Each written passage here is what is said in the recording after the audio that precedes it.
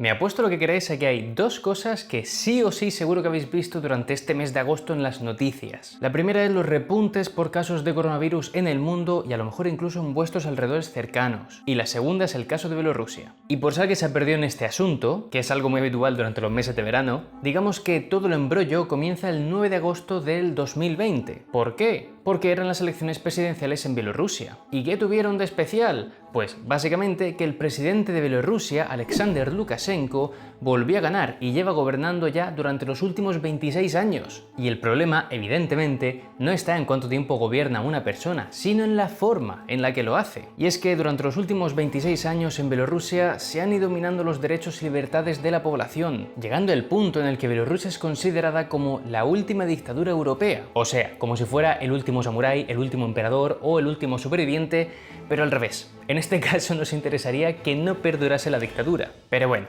la cosa también está en que estas elecciones parecían diferentes, ya que al fin había una oposición firme con varios pronósticos de victoria asegurada para presidir el país. Y esto, más que seguramente, cambiaría el rumbo de Bielorrusia, al menos un poquito. Sin embargo, spoiler alert, no ha sido así. Lukashenko volvió a ganar y por goleada. Y esto no es la primera vez que ocurre. Entonces han surgido voces diciendo que las elecciones no han sido libres ni transparentes, se iniciaron protestas en las calles para pedir que se repitiesen las elecciones y directamente también pedían la dimisión de Lukashenko. Entonces, hay un buen jaleo montado y para entender realmente qué está pasando, todo esto requiere de mucho más contexto. Por ello, hoy cuento con la ayuda de mi amigo Rafa, que por cierto ya lo tuvimos aquí en el canal en un vídeo anterior, pero hoy viene desde otro canal, Historia Geopolítica. Y como podréis suponer por el nombre, pues es un canal donde hace vídeos de geopolítica y que os recomiendo visitar porque de verdad que está muy guay. Y ahora sí, vamos con el vídeo y nos ponemos al día con el tema de Bielorrusia.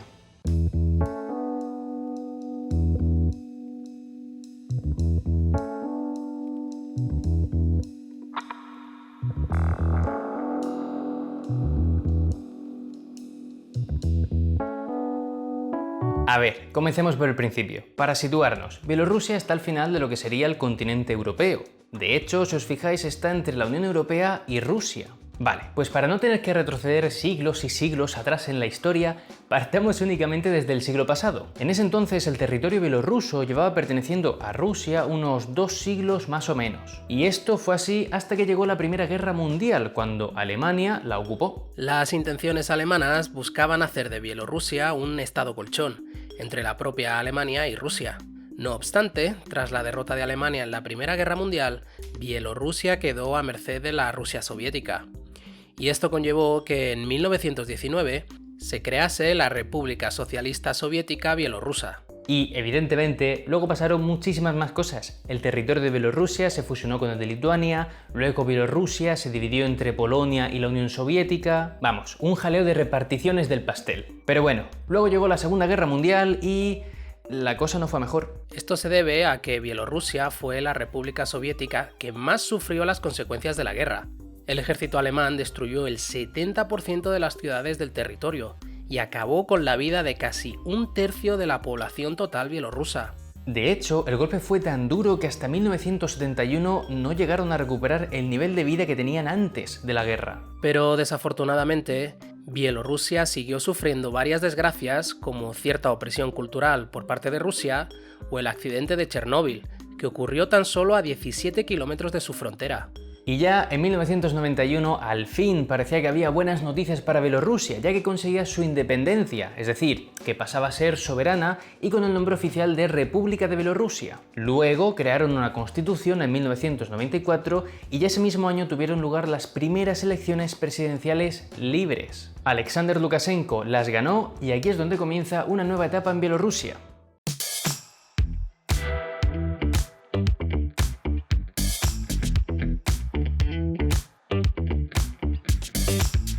Desde 1994, cuando Lukashenko ganó las primeras elecciones, hasta día de hoy, han surgido en diferentes momentos titulares del estilo Bielorrusia, la última dictadura de Europa. Y esto ha hecho que mucha gente se pregunte qué ha estado sucediendo allí desde entonces, así que vamos a intentar arrojar un poquito de luz. Primero de todo, para entender por qué Lukashenko ganó las elecciones de 1994 hay que echar la vista unos años atrás. En 1990, Lukashenko salió elegido como diputado del Soviet Supremo de Bielorrusia, que era el nombre del Parlamento de Bielorrusia. Desde ahí fue ganándose una muy buena reputación como fuerte opositor a la corrupción. Por este motivo, en 1993 fue elegido para ocupar el cargo de presidente interino del Comité Anticorrupción del Parlamento, y pronto se hizo notar. Unos meses más tarde de llegar al cargo, acusó a 70 altos funcionarios del gobierno de corrupción, de robar fondos estatales para fines personales. Y aquí lo importante es que entre estas 70 personas también incluyó al presidente del Parlamento y al primer ministro. Y unos meses más tarde de este suceso, ahora sí, ya tuvieron lugar las primeras elecciones presidenciales libres, las del 94. En total había 6 candidatos y con posiciones muy diferentes, había desde posturas comunistas hasta nacionalistas. Además, fueron unas elecciones a 2 rondas. La primera la ganó Lukashenko con un 46% de los votos y la segunda con un 80%. ¿Por qué estos resultados? Bueno, como siempre los análisis se pueden enfocar de muchas maneras, pero lo que quedó bien claro es que la imagen de Lukashenko como hombre del pueblo, en contraposición al elitismo de los otros candidatos, le benefició muchísimo. Y también hay que destacar que durante toda su campaña Lukashenko remarcó aspectos como la crisis económica, que también atrajo a una mayoría descontenta de bielorrusos. Y estas fueron, según la comunidad internacional, las primeras y últimas elecciones libres en Bielorrusia. ¿Cuándo empezó a desmoronarse todo y por qué? En 1995 y 1996. En esos años, Lukashenko lanzó 2 referéndums a nivel nacional, saltándose la aprobación del Parlamento. Entre los 2 referéndums, algunas de las cosas que proponía Lukashenko eran extender su mandato 2 años más, hasta 2001, conseguir poderes extra como poder disolver el Parlamento o introducir decretos vinculantes, crear una segunda cámara legislativa cuyos miembros serían nominados por el presidente, limitar el poder del Tribunal Constitucional o cambiar la fecha del Día Nacional de Bielorrusia, que pasaría de ser el 27 de julio, que conmemoraba cuando se independizaron de la Unión Soviética, a ser el 3 de julio, que fue cuando la Alemania nazi dejó de invadir Bielorrusia. El resultado fue que la amplísima mayoría de la población votó a favor de todo esto y más cosas, como por ejemplo no abolir la pena de muerte. De hecho, Bielorrusia es el único país de Europa que aún sigue permitiendo la pena de muerte. Y además, como consecuencia del referéndum del 96, tanto el Parlamento como el Tribunal Constitucional fueron disueltos por Lukashenko y este pudo elegir prácticamente a placer quienes ocupaban los nuevos cargos. Aquí fue donde se rompió la separación de poderes en el país, se acabaron las negociaciones con la Unión Europea para hacer un acuerdo de asociación y cooperación y donde Bielorrusia claramente volvía a mirar hacia Rusia. Y es que no debemos olvidar que Rusia es el principal valedor de Bielorrusia. De hecho, la situación de este país pasa por las relaciones que haya entre Lukashenko y Vladimir Putin, el presidente ruso. Esto es así debido a que Rusia representa más de un 50% del comercio exterior de Bielorrusia y, por tanto, un porcentaje muy considerable de su PIB anual. Y así es como Rusia ha ido asegurando a un socio geopolítico muy importante, ya que por Bielorrusia pasa el gasoducto que conecta a Rusia y la Unión Europea, y por ese gasoducto circula una quinta parte del gas que consume Europa. Por estos motivos, no sorprende que solo Rusia y algunos países postsoviéticos reconozcan el referéndum de 1996 como válido. La OSCE, Human Rights Watch y la amplísima mayoría de la comunidad internacional consideraron que había habido claras vulneraciones antes y durante el referéndum. Por ejemplo, Lukashenko quitó del cargo al jefe de la Comisión Electoral Central, la institución que se encargaba de hacer el recuento oficial de los votos del referéndum. Además, varios colegios electorales no contaban con las propuestas de Lukashenko, por lo que la gente no sabía muy bien qué estaban votando. Los observadores también alertaron de que había colegios electorales sin cabinas para votar secretamente las diferentes cuestiones, y a mucha gente no se les pidió un documento de identidad a la hora de votar. Vamos, que las elecciones a delegado en mi colegio seguramente fueron más fiables y transparentes que ese referéndum. Pero claramente, el problema es que no todo se quedó ahí. A partir de ese año, según la amplísima mayoría de la comunidad internacional, ninguna de las elecciones en Bielorrusia ha sido democrática, ni libre, ni transparente. Además, cabe decir que según los resultados nacionales, Lukashenko siempre ha ganado con un porcentaje de voto del 80% o más. Y a todo esto, súmale que también durante todos estos años se han vetado a medios que criticaban al presidente, se han prohibido publicar encuestas sociológicas en el país, se han reprimido con dureza las protestas que ha habido, se han encerrado opositores y manifestantes, y muchos no han sido encerrados porque se exiliaron. Y ante este panorama, claro, al final uno se pregunta, bueno, ¿y Lukashenko? ¿Qué dice de todo esto? Pues el presidente de Bielorrusia ha tenido declaraciones más que sonadas durante todos estos años y que nos ayudan a entender un poco mejor la situación del país. Aquí van algunas de sus citas más famosas. Es mejor ser un dictador que ser gay. Hay dictadores un poco peores que yo, ¿no? Yo soy el mal menor. Un estilo autoritario de gobierno es característico de mí y siempre lo he admitido. Por lo que sí, como veis, al menos tenemos que agradecerle que sea sincero y vaya de frente, porque nos ahorra muchos quebraderos de cabeza para debatir si esto es una dictadura o no. Aún así, la Unión Europea ha sido consciente de que Bielorrusia es un estado clave para ella, sobre todo desde la gran ampliación de 2004, cuando países limítrofes con Bielorrusia pasaron a formar parte de la Unión Europea. Por tanto, Bielorrusia pasó a ser el país que conectaba política y geográficamente a la Unión Europea con Rusia. Por ello, en 2009, la Unión Europea volvió a acercarse a Bielorrusia con el objetivo de estrechar relaciones mediante la cooperación política y la integración económica.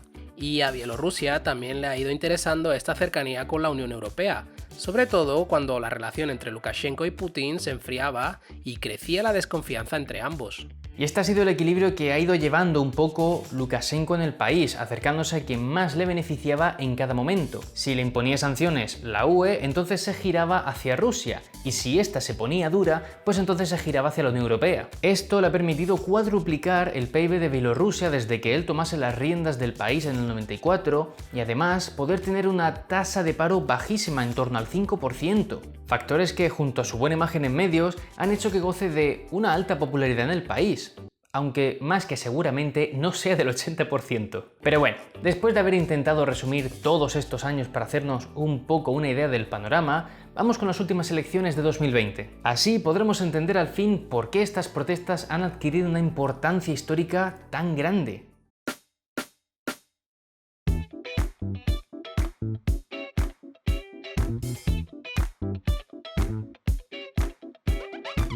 El 9 de agosto de 2020 tuvieron lugar las elecciones presidenciales en Bielorrusia y pintaban calentitas. Esto fue así debido a que ya a principios de año, cuando los países europeos comenzaban a entrar en cuarentena por el coronavirus, Lukashenko se negaba a aceptar que existiera.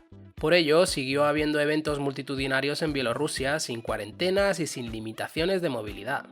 Como consecuencia, unas semanas antes de las elecciones de agosto, Bielorrusia contaba ya con 67.000 contagiados y más de 500 fallecidos por coronavirus. Esto fue creando un descontento popular, plasmado en protestas, por la nula gestión frente a la pandemia por parte de Lukashenko, que, ironías de la vida, acabó contagiado de coronavirus. Y bueno, sí que he mentido en una cosa, y es que Lukashenko sí que dio una recomendación a su población para no contagiarse: beber vodka e ir a la sauna. No, no es broma. Pero volviendo al tema del descontento popular, esto es difícil de medir realmente debido a que no hay encuestas en el país sobre este asunto. Por ello, comenzaron a aparecer sondeos en internet que le daban a Lukashenko solamente el 3% de los votos frente a porcentajes muchísimo más altos para los otros candidatos. Consecuencia de esto, los opositores fueron detenidos y excluidos del proceso electoral. Eso sí, no todo quedó ahí. La mujer de uno de los detenidos, Svetlana Tikhanovskaya, se presentó a las elecciones como respuesta a la detención de su marido. Además, consiguió aunar el apoyo de los otros dos opositores a los que les impidieron presentarse para ir a las elecciones con una candidatura unificada contra Lukashenko. Ahora bien, ¿qué significa ir contra Lukashenko? Tikhanovskaya remarcaba que quería instaurar una democracia en el país y asegurar elecciones libres y transparentes. Sin embargo, al mismo tiempo, Lukashenko acusaba a esta candidatura unificada de tener vínculos prorrusos y de buscar la unificación con Rusia, cosa a la que Lukashenko siempre se ha opuesto. Finalmente llegaron las elecciones del 9 de agosto y hubo pocas sorpresas. Lukashenko salió elegido con un ya habitual 80% de los votos frente al 10% que recibió Tikhanovskaya. Estos resultados desembocaron una oleada inicial de protestas con 200.000 personas que fueron reprimidas duramente con gases lacrimógenos, balas de goma y porrazos. Y precisamente fue la crudeza con la que Lukashenko respondió a las protestas lo que generó que se sumasen más personas a ellas y por más días y semanas. Además, las reacciones internacionales no se hicieron de esperar. Durante los días siguientes, actores políticos relevantes como Estados Unidos, Ucrania o la Unión Europea se pronunciaban en contra de aceptar los resultados de las elecciones como válidos. De hecho, la Unión Europea ya plantea nuevamente volver a imponer sanciones sobre Bielorrusia. A fecha de publicación de este vídeo, las protestas aún continúan con más de 6.000 detenidos, algunos muertos y decenas de desaparecidos. También durante estas semanas el acceso a internet y llamadas en el país ha sido ampliamente cortado. Y además Tikhanovskaya, la rival directa de Lukashenko, ha abandonado el país dirección a Lituania por motivos de seguridad. Y ojo, porque esto sitúa a la Unión Europea más dentro aún del conflicto. Para intentar acabar el vídeo con un resumen de la situación y para que realmente veamos lo serio que es esto, digamos que a la Unión Europea le interesa sobre todo que Bielorrusia se estabilice, ya que tiene a varios países suyos como Lituania y Polonia muy cerca de protestas que están muy activas contra Lukashenko. De hecho, Lukashenko ya ha ordenado maniobras militares cerca de las fronteras de estos países de la Unión Europea. Eso sí, Ursula von der Leyen, que sería como la presidenta de la Unión Europea, mostró su apoyo hacia una transición democrática en Bielorrusia al mismo tiempo que anunciaba financiación para Bielorrusia, tanto por motivos del coronavirus como por las víctimas de las represiones y medios independientes. Porque claro, pensad que si la Unión Europea consiguiera ayudar de alguna manera a establecer una democracia en Bielorrusia, pues seguiría estrechando relaciones con el país. Y obviamente, como algunos han especulado durante estas semanas, si Bielorrusia acabase entrando en la Unión Europea, pues esto supondría un duro mazazo para Rusia. Y aunque eso ya es especular muchísimo, sí que es cierto que hay encuestas muy interesantes que hablan de un apoyo en Bielorrusia en torno al 32% para unirse a la Unión Europea, frente a un 40% de bielorrusos que aún querrían unirse a Rusia. Pero vaya, de momento Lukashenko es el que sigue en el cargo y Rusia sigue apoyando a Bielorrusia, aunque no sabemos si seguirá apoyando a Lukashenko con la misma intensidad o si propiciará que alguien le reemplace, que es otro de los temas que hay de debate. Como veis, la situación es realmente compleja y va a seguir esto evolucionando durante los próximos días, semanas y años. Y la información puede variar bastante según la fuente que consultemos. Por ello, espero que este vídeo os haya sido de utilidad para tener una base de la que partir y como siempre, si queréis saber más, he dejado en la descripción unos enlaces bastante buenos para que profundicéis por vuestra cuenta. Muchas gracias por haber visto el vídeo, de verdad que espero que os haya gustado. Si es así, siempre agradezco que dejéis un like y que os suscribáis al canal. Y hoy además quería agradecer a Rafa que se haya pasado por aquí para echarme una mano. Recordad que dejo el canal de Rafa de Historia Geopolítica en la descripción para que vayáis a echarle un vistazo. Y ya, sin más, yo creo que es suficiente por hoy y nos veremos en el próximo vídeo.